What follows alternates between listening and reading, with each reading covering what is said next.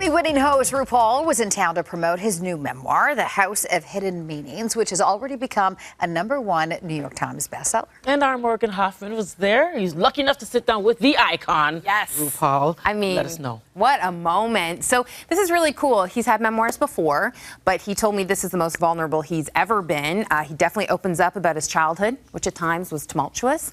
Talks about his complicated relationships with his mom and his dad and how he's healed from that. And then just the lessons he learned as he was growing up before he became this global superstar, which is really fascinating. You always want to know, like, how'd they get there? Well, this book explains everything. Take a look.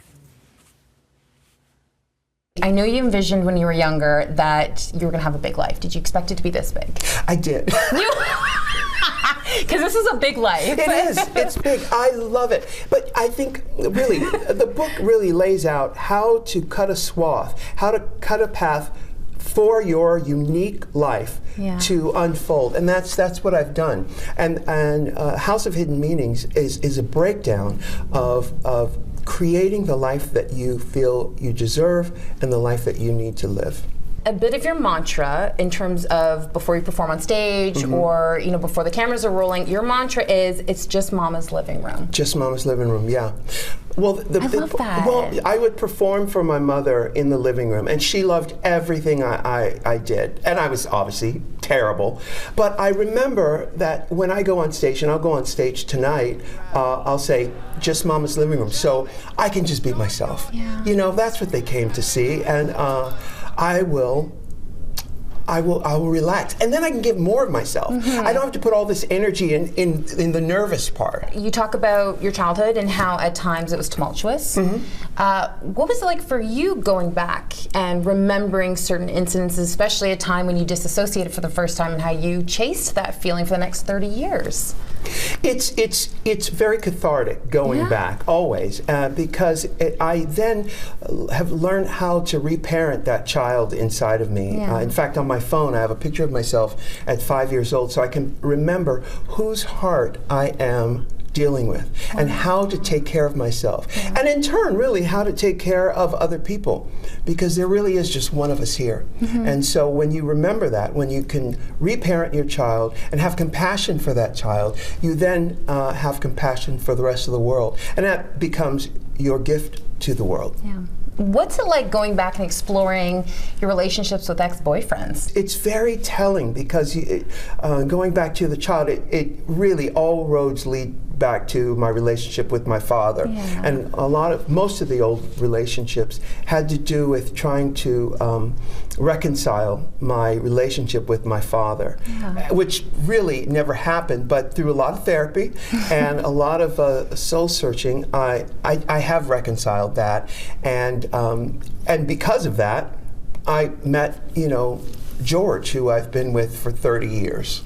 Yeah. What's your favorite thing about George? He is so funny. He's lovely and he's kind. He's grumpy also, but he's a lovely person. He's my favorite person in the whole. I haven't gotten to know you very well, but so far in my life, George is my favorite person. No shade. That's okay. Yeah. We don't know each other well enough. Give me a few weeks. Give me a few weeks, RuPaul. No. I love hearing that. And he's so tall. Yeah, he's 6'7". He's 6'7". And how tall are you? I'm 6'4". Wow. Yeah. So he's very, very tall. He's Australian, and yeah, they grow them big down there. Yeah. I love that. Why is kindness so important to you?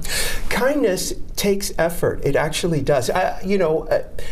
It's so easy to get angry and frustrated in this world, especially today in this world.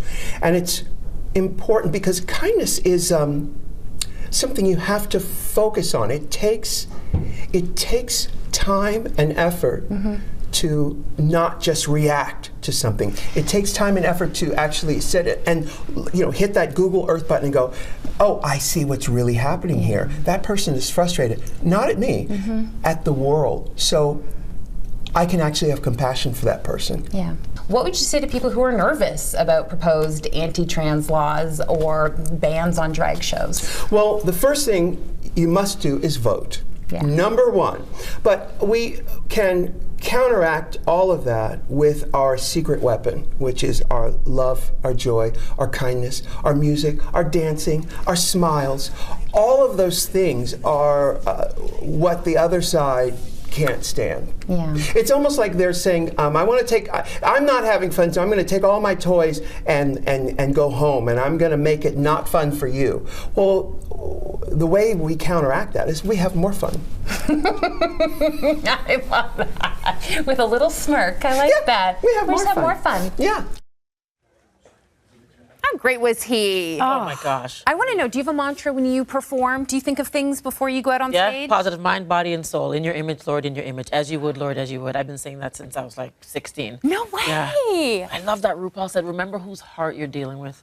It's only mama's living room. I mean, Let's go. You think like when you're at that level of superstardom, like nothing bothers you? No. Like he always has to revisit and remember that he is protecting that 5-year-old. The heart of a 5-year-old, and then when he performs, he still gets nervous and has to remember, this is just mama's living room. What a pleasure. You did a phenomenal job. Oh, thank you. Thank you. Yeah, made it safe for him. Oh, I appreciate you saying that. Well, you can check out House of Hidden Meanings on bookshelves now. I love you. Yeah, I love you. I love you guys too.